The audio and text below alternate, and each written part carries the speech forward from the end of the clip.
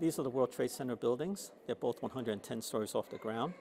Mr. Yamazaki designed them with the intention of sustaining an impact with passenger jetliners, not little Cessnas, passenger jetliners, because the outside of the buildings, what really supports the building is the outside exoskeleton, the metal here. Unfortunately, the Islamic terrorists were smarter than us. They knew about the exoskeleton, so instead of taking planes that were empty of fuel, they took planes that were heavily loaded with fuel because they were heading out toward like California. And it was that jet fuel that melted the exoskeleton, which brought the buildings down. If you notice, the buildings did not fall when they were first hit. They lasted for about 102 minutes, but that was key because we were able to evacuate those two buildings in 46 minutes. Reason we were able to evacuate those two buildings is because February 26, 1993, Al-Qaeda attacked us for the first time. They put a truck bomb underneath the North Tower. And even though we lost 6 people, 7 if you want to count the pregnant woman going on maternity leave, because of this attack, we were able to do fire drills twice a year.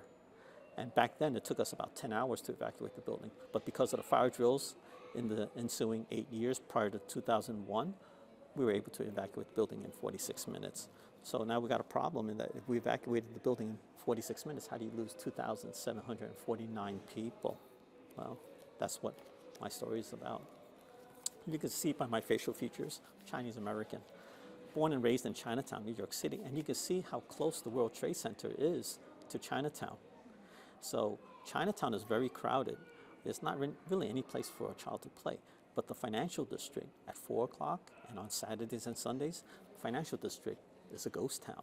So that's where I learned to ride a bike, skateboard, play tag, and pretty much by the age of 10, I owned Wall Street. It was fantastic.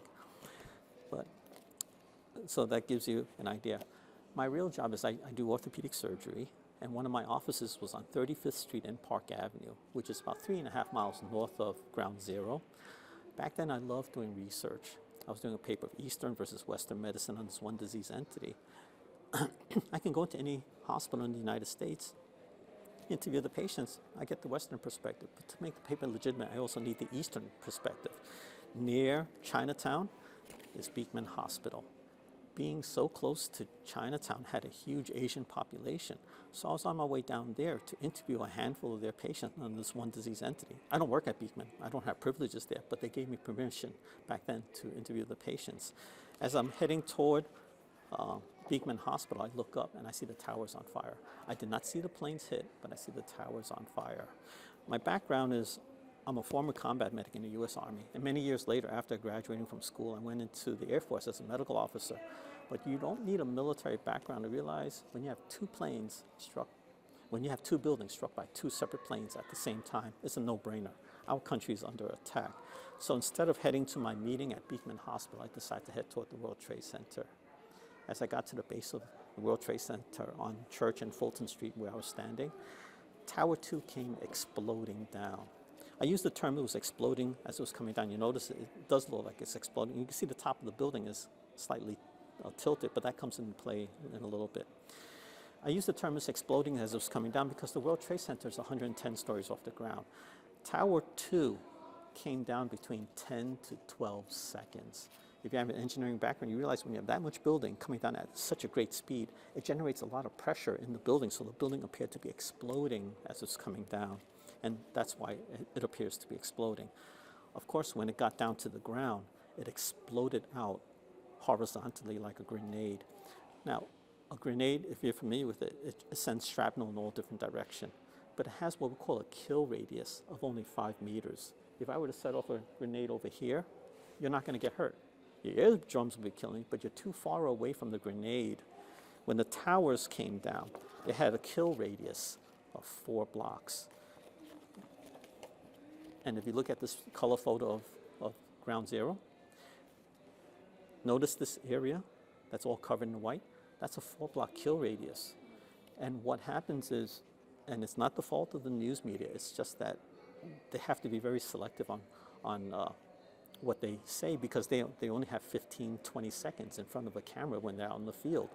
So they're not going to report on the other 13 to 16 buildings that were affected or the people killed on the periphery. They're only going to report on the World Trade. And unfortunately, in doing so, and every single reporter doing that, everyone assumed they died in the World Trade Center, including that mom who came to my museum and said, my daughter doesn't even work in the World Trade Center. How does she died in the World Trade Center? She also was fooled. And that's when I started doing all that investigative things. Yeah, but I like to show everyone this. Remember that the top of the building as it was falling? Okay. This corner over here, as it's tilting and falling, this fell onto the Deutsche Bank building, which is the black building there, and made a gouge in the World Trade, in the Deutsche Bank building. And here you have the Deutsche Bank building. And if you would count the amount of floors here, it's 20 stories long. But if you look over here, Mr. Yamazaki's exoskeleton is right here at the base. And here's a better picture of it. Here's Tower 2. The exoskeleton is dangling off the bottom of the gouge. So we have that. And then we also have many, many different buildings that were destroyed. You have the World Financial Center, the Winter Garden, and the American Express building. You actually see a chunk of the American Express building missing. And remember the explosion that came out horizontally when it got down to the bottom? Notice the windows down here. They're blown out. But if you look at the windows on the top, as you can see over here in the Deutsche Bank building, closer to the top, the windows are, for the most part, intact. But the windows down at the bottom, they're just all blown out. It wasn't just industrial buildings that were affected. We also had residential buildings. So I know we take it for granted. We wake up in the morning, you flick on the light switch, light comes on, you go to the bathroom, water comes out. New York City is a modern metropolis, and we just assume that they have all these amenities. But imagine waking up in the morning, not having any electricity, no water, no food, and back then not many people had cell phones. So your telephone lines were down also. So it's, from a human standpoint, it was really devastating down there, okay? This one is a key thing. Steve Casparelli, he's one of our docents, the 350 of us. I don't know how many is still alive because of all the cancers we have.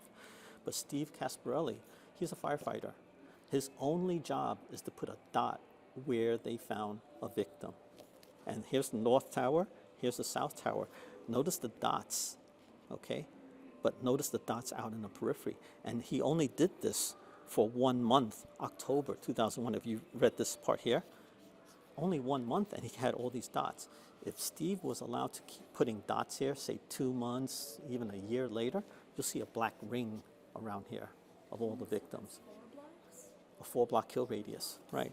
This is only just one. If we would have seen the video, I could show you the aerial view. I don't have an aerial view, but I have the aerial view of the destruction, a bird's eye view looking straight down. And you can see where the World Trade Center buildings are outlined, but in the outer periphery, you see all these buildings that are all destroyed. 13 to 16 buildings is a lot of buildings. It wasn't how would you say, a hole in the ground. A lot of people think that there was a hole in the ground. It wasn't. It was a mountain between 10 to 20 stories tall, depending on where you're standing. So when Tower 2 came down upon me, when I finally came to my senses, I looked at the carnage around me and I realized there's absolutely nothing I can do. I was there in a business suit. I had 2 bandaids in my wallet, but when you look at all these body parts, you realize 2 bandaids can't do anything. So I figured the best thing I could do was get to the nearest operating room, and that would be Beekman Hospital. And when I got to Beekman, as I mentioned, I don't work there, I don't have privileges there. I didn't even bring anything to show who I am except my driver's license, but they trusted me and my word on what I do for a living. Their operating room was going full blast. They didn't need me, but the rest of the hospital was in dire need of medical support. So they asked me to man the 4th floor conference room. And it's a conference room just as you would picture. Conference room table, lots of chairs around it, empty, very large room. But again, New York City is a modern city. We assume modern cities have modern medical centers. On that hard conference room table, with no sheet or mattress, I started to sew people back together again. I only had 3 instruments with me. I was able to get a hold of a pair of scissors, a forceps, and a needle holder. I would put in the basin, pour isopropyl alcohol in it, swish it around until most of the blood came off, and then I would repeat it over and over until all of it was pretty clear. Then I would bring the next patient and start sewing the next patient. I'm used to being in an operating room where I'm sterile from head to toe. I usually wear a spacesuit when I operate, but I just took off my suit jacket. I had my shirt and tie on, didn't even have a mask on, and the only thing sterile was the gloves I wore, and leaning over a patient. And I didn't even have anyone else in there. It was just 2 people in the room at any given time. It was just myself, 1 patient. I had no nurse, no technician, not even a janitor. I had no one there. So it was very, very surreal. By lunchtime, they weren't sending any more patients to me. I just assumed because of our proximity to ground zero that we were saturated, that they were diverting ambulances to the outer boroughs. It didn't dawn upon me. They weren't sending patients to me up on the 4th floor anymore. It was because there was just no more survivors coming in. So that afternoon I was thirsty, and obviously the hospital has no food or water. Cafeteria has been converted into a trauma bay. There's nothing outside except burning buildings all around me. So the only thing I can do is get to Chinatown. Prior to 2001, I had moved to New Jersey, but I kept coming to Chinatown every single Sunday to go to church. And I knew if I can get to that church, I can get some water. Now, the church is a very, very old church. They used to have what we call landlines. We used to plug wire into the wall to talk on the phone many, many years ago. My dad, who resides also in New Jersey, not in my house, but he resides about 3 miles away from me, he couldn't get hold of me by cell phones, but he knew that of all 5 boroughs of New York City, there's only one logical place I would seek refuge, and that would be at the church in Chinatown. He has a landline. Because he had a landline, the church had a landline, he was able to call through. So at 8:20 that evening, he was able to inform me that my sister Susan was in the World Trade Center. Sis didn't work in the World Trade Center. She worked for a company called Compaq Computer. They went out of business in 2013, so you probably never heard of them. But Compaq was at a very powerful breakfast meeting. And if I can show you the World Trade Center. See these vertical lines right there? Mm-hmm. That's these vertical lines right here. I just had it. Here we go. That's these vertical lines. This is windows on the World Restaurant. It occupies 106th and 107th floor of Tower 1. There were many companies up here for that same exact meeting, but Compaq felt that this meeting was so powerful, they sent in a 5-man delegation to represent Compaq in this one power meeting. As guys, we know never, never, never wear a color shirt and a tie and a suit to a power meeting. You have to wear a white shirt. It doesn't matter the color of the tie, but the shirt has to be a white shirt. One of the guys on Susan's team came to work with a green shirt, so he had to come down to the Marriott Hotel to buy a white shirt before he can come back up. When his elevator was at the bottom, that's when Tower 1 was struck. He couldn't go back up, but what he was able to do was call Houston, Texas, which is the corporate headquarters for Compaq. They in turn looked up the next of kin, which was Dad, and of course Dad got a hold of me that night. We were considered fortunate because we found out what happened to our loved one that same day. Of the 2,749 who perished, most of them, we had no idea what happened to them until about 10 days, 2 weeks later. So we were very, very fortunate. So as you can imagine, well, I wanted to show this, my final picture on this. This is at the Tribute Museum, adjacent to where I normally speak. If you were to stand in the center of the room here, you notice it's a very sobering sight because you're surrounded by hundreds and hundreds of pictures. Keep in mind there's only one picture, one victim. And if you were to stand here, even though this is hundreds and hundreds of pictures, we lost 2,749 people. You realize this is only a tiny, tiny representation of the amount of people we had actually lost that morning. Since September 11, 2001, we've lost, on average, 4 people per week. Cancers, a lot of suicides, head traumas, amputations, wound infections. People continue to die. To this day, they continue to die. And I did my calculations this morning because I always have to keep upgrading. September 11th, this coming September 11th, we would have lost 7,741 people, including the 2,749 who died that morning. And we continue to lose more. Are we going to lose more in months and years ahead? We're guaranteed, guaranteed. I say that with great confidence because I'm one of the statistics. I've got multiple cancers growing in me, and I know I'm going to be gone. My shelf life is going to be very short. I really don't even know how much time I have left here. because my doctors actually told me I was not to live past 2021, but I kind of messed up their statistics. So, well, that's why I continue to go around and talk. And that's why I fly around the world. And that's why, because that American history book only has one paragraph to describe all 3 areas that were destroyed, that our country was attacked. And one paragraph doesn't cut it. So I think we, as the surviving 350 docents, we make it our goal to tell as many people as possible. And Laura, I'm so grateful to you that you're doing this interview, because I normally speak in schools, community centers. I even gave sermons. I'm not even theologically trained. But I hope that by word of mouth, people will tell other people what actually happened down there that day. When I spoke at Albany today, the kids, all they know is whatever's in that one paragraph. Right. Until they actually heard and actually saw the pictures, they realized, oh my God, our country was under a massive attack that day. They didn't appreciate the gravity of the situation until I talked today.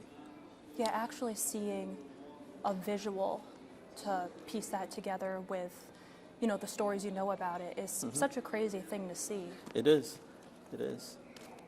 And the anniversary is coming up, and it's going to add a whole different perspective for them when the anniversary comes, because most of these kids weren't even born yet.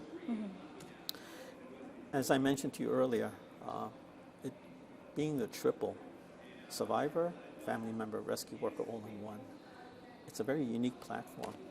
And that's why I get to speak at all these schools, all these graduations. And at the museum, whether I speak in front of 2 people or if I speak in front of 10,000 people, it helps me decompress from that really, really full plate a little bit each time.